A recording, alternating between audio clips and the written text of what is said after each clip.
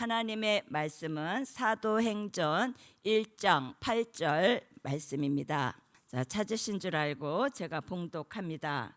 오직 성령이 너희에게 임하시면 너희가 권능을 받고 예루살렘과 온 유대와 사마리아와 땅끝까지 이르러 내 증인이 되리라 하시니라. 자, 말씀 한 곳 더 보십니다. 이사야 24장 14절에서 16절 말씀입니다. 이사야 24장 14절에서 16절까지 우리 모두 한 목소리로 봉독하십니다.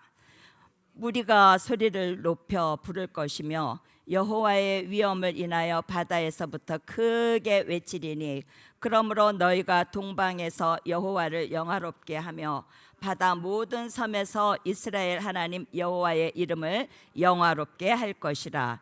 땅 끝에서부터 노래하는 소리가 우리에게 들리기를 의로우신 자에게 영광을 돌리세 하도다. 그러나 나는 이르기를 나는 세잔하였고 세잔하였으니 내게 화가 있도다. 계율자가 계율을 행하도다. 계율자가 심히 계율을 행하도다 하였도다.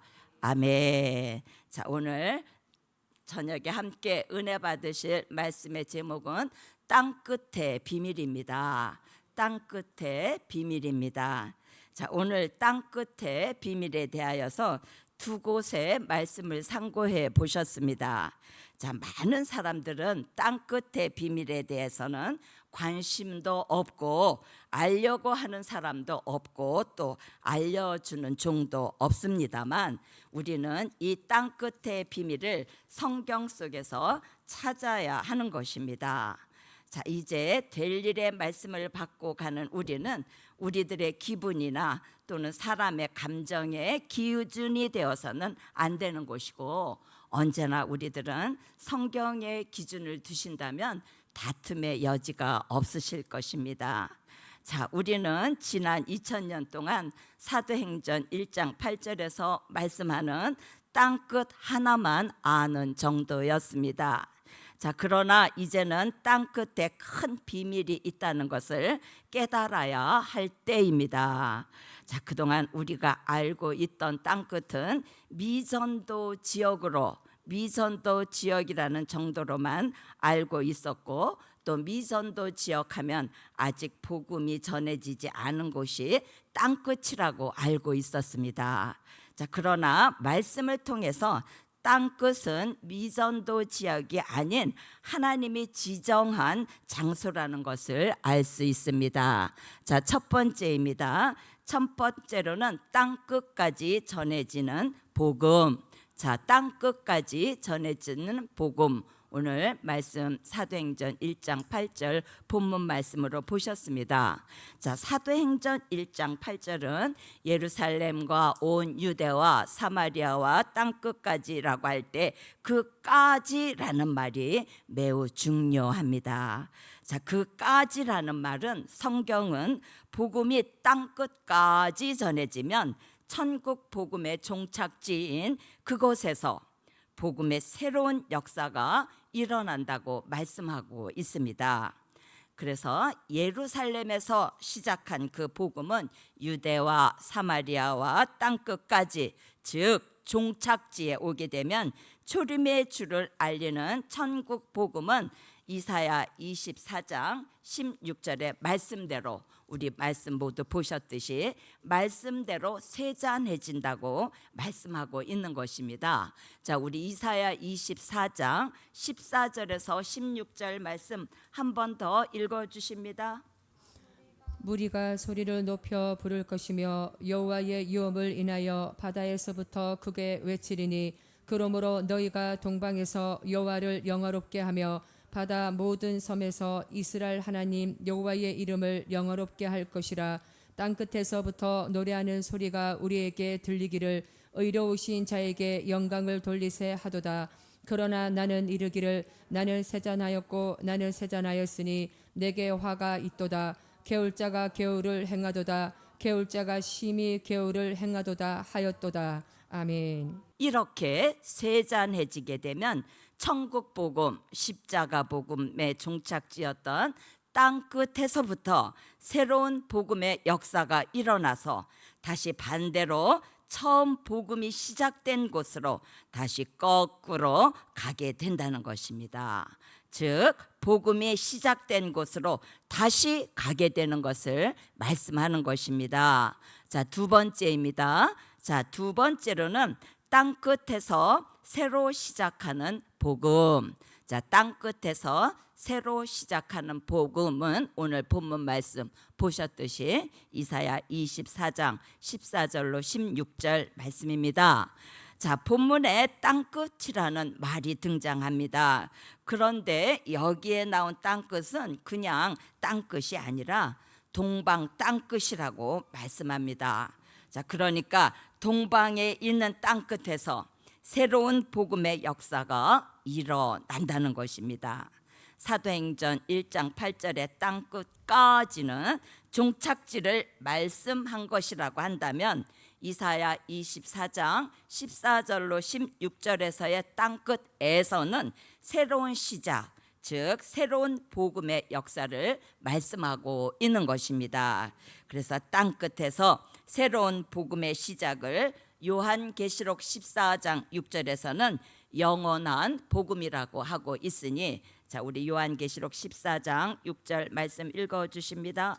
또 보니 다른 천사가 공중에 날아가는데 땅에 거하는 자들 곧 여러 나라와 족속과 방언과 백성에게 전할 영원한 복음을 가졌더라. 아멘. 아멘. 자, 소식으로는 아름다운 소식이며 복음으로는 영원한 복음이며 또 말씀으로는 될 일의 말씀인 것입니다. 그래서 땅끝에서 새로 시작하는 복음은 새로운 사명과 함께 새롭게 할 일들이 끊임없이 일어나게 되는 것입니다.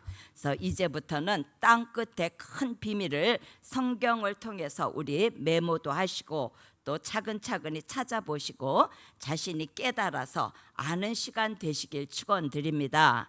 자, 오늘 본문으로 보신 이사야 24장 14절로 16절에서 땅끝은 땅끝인데요, 동방이라고 하고 있으니 서방은 아니라는 것이죠.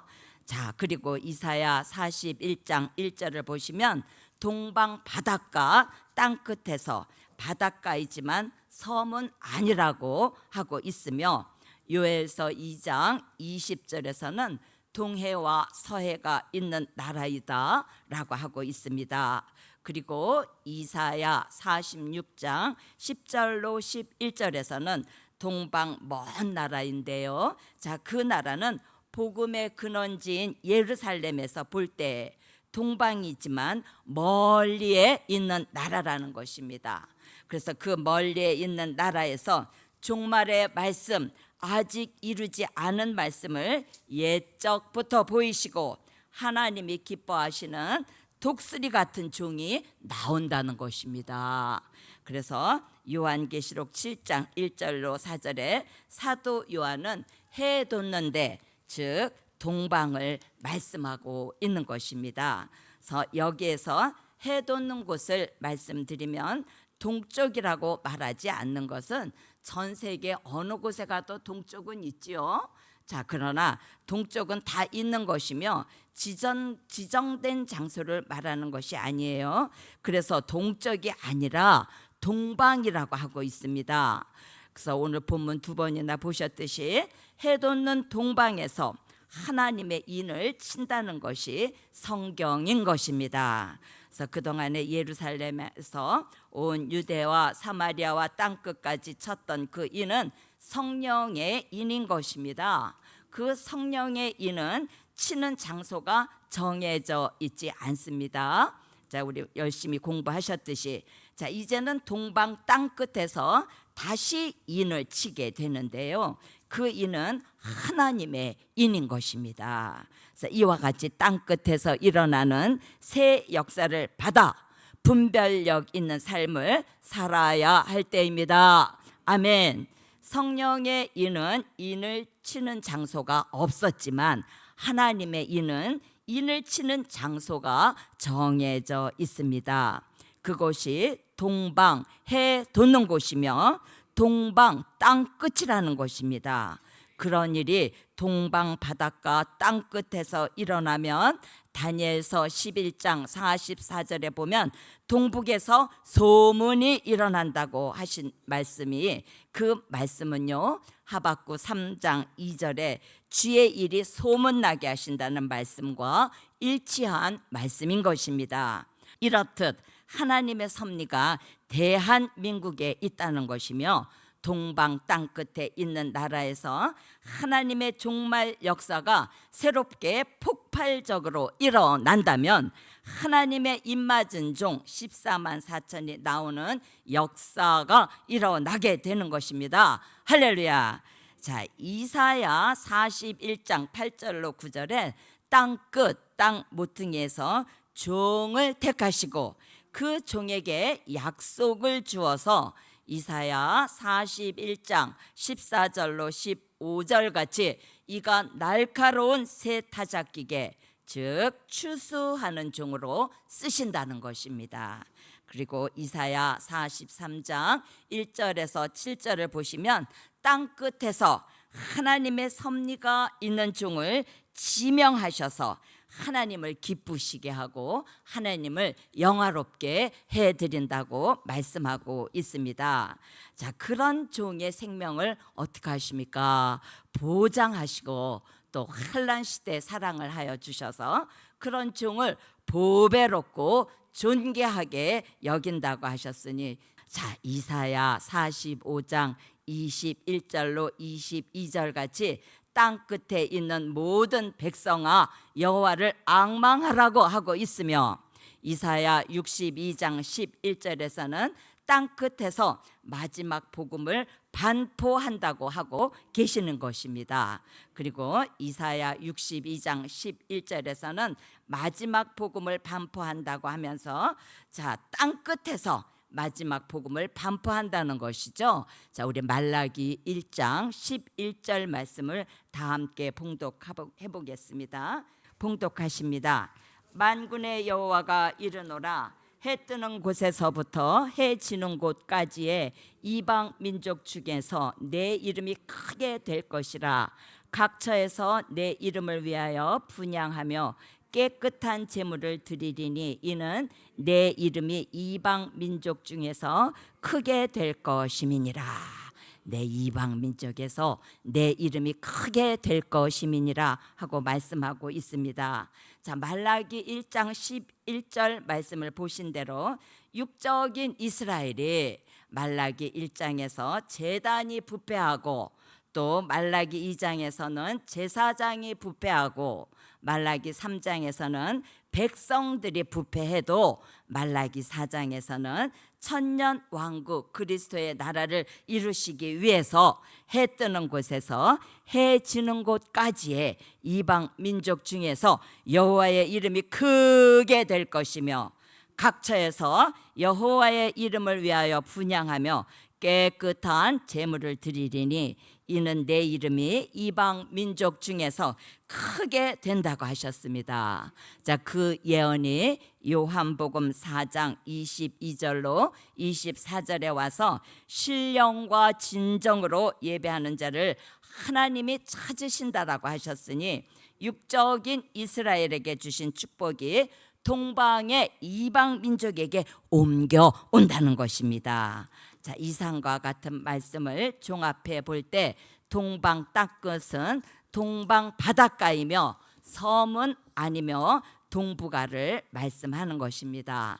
그래서 공산주의 국가나 불교 국가도 아닌 될 일의 말씀, 영원한 복음이 전국적으로 세계적으로 전해져야 하는 것입니다. 이런 역사를 동방 역사라고 하는데요. 자, 세 번째입니다. 세 번째로는 동방 역사. 자, 동방 역사는 오늘 본문 말씀 이사야 24장 14절에서 16절 말씀입니다.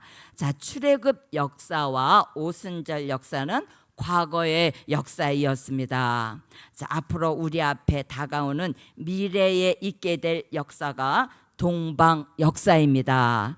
그래서 그러므로 미래를 알고 가는 교회가 복이 있습니다.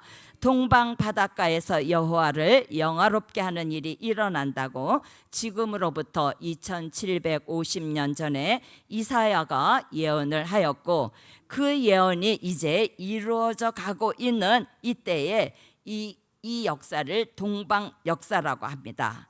자, 그 예언이 이제 이루어져 가고 있는데요, 우리의 미래를 정확하게 알려주시는 말씀이 선지서와 요한계시록인 것입니다. 그래서 이사야 선지자는 동방에서 새로운 역사가 일어난다고 했으니 그 동방은 바닷가이며 섬은 아니고 땅끝에서 일어나는 하나님의 신의 역사가 일어난다는 것입니다. 자, 그러니까 전 세계의 마지막 복음 역사가 전해지는 역사를 동방 역사라고 합니다. 자, 우리가 열심히 찬양도 부르고 동방 역사에 대해서 우리가 알고 있는데, 막상 나가서 동방 역사에 대해서 말해 보세요 그러면 무엇부터 어디까지 얘기해야 될지 모르겠죠. 그래서 오늘 세 가지만 간추려서 말씀드려 봅니다.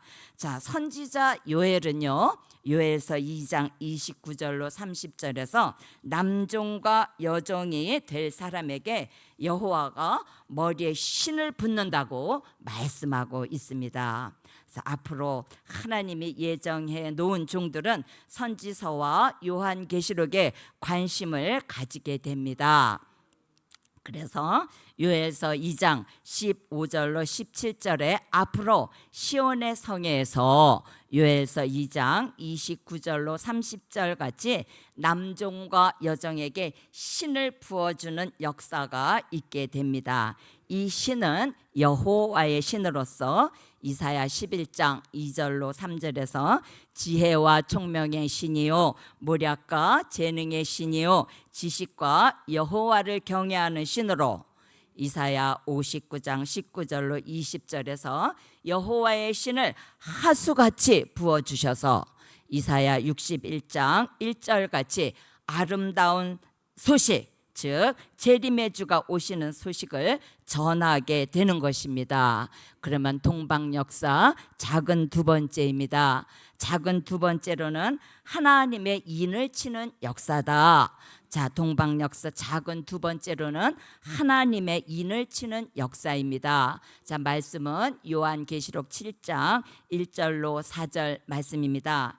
자, 본문에 다른 천사가 하나님의 인을 가지고 해 돋는 데로부터 올라와서 하나님의 뜻이 있는 종들에게 이마에 인을 치시는데요, 한 지파에 1만 2천씩 12지파 14만 4천 모두에게 쳐주시는 역사로서 이 하나님의 인을 하나님의 소유라는 표로 여호와 신을 받을 종들에게 인을 쳐주시는 역사가 동방 역사로 일어나게 되는 것입니다. 그래서 그 하나님의 인을 맞을 종들은 경제적인 피해도, 황충의 피해도, 그리고 환경과 생활 속에 재앙 같은 그 어떤 피해도 받지 않게 하시고, 이사야 31장 5절 같이 하나님의 보호 속에 살게 된다고 말씀하고 있는 것입니다. 자, 그러면 동방 역사 세 번째입니다. 작은 세 번째로는 다시 예언하는 역사다. 자, 다시 예언하는 역사입니다. 요한계시록 10장 11절 말씀이 되겠고, 하나님의 입맞은 종 14만 4천이 다 채워지게 되면 요한계시록 10장 11절 같이 전 세계에 다시 예언을 하게 됩니다. 다시 예언하는 목적이 있습니다. 요한계시록 7장 9절로 14절 같이 능히 셀 수 없는 무리를 구원하기 위한 것입니다. 그래서 그들은 요한복음 3장 3절로 5절 같이 물과 성령으로 거듭나고 어린 양의 피에 그 옷을 씻어 희게 하고 나온 사람들로서 그들을 능히 셀 수가 없는 많은 무리라는 말씀을 드립니다. 자, 다시 예언하는 종들에게 요한계시록 11장 3절로 6절에 엘리야와 모세가 행했던 역사를 합하여서 주시는데요. 그것을 두 증인의 권세라고 하고 있으며 엘리야 같이 기도하는 대로 또 모세같이 말하는 대로 되는 역사를 주신다는 것입니다.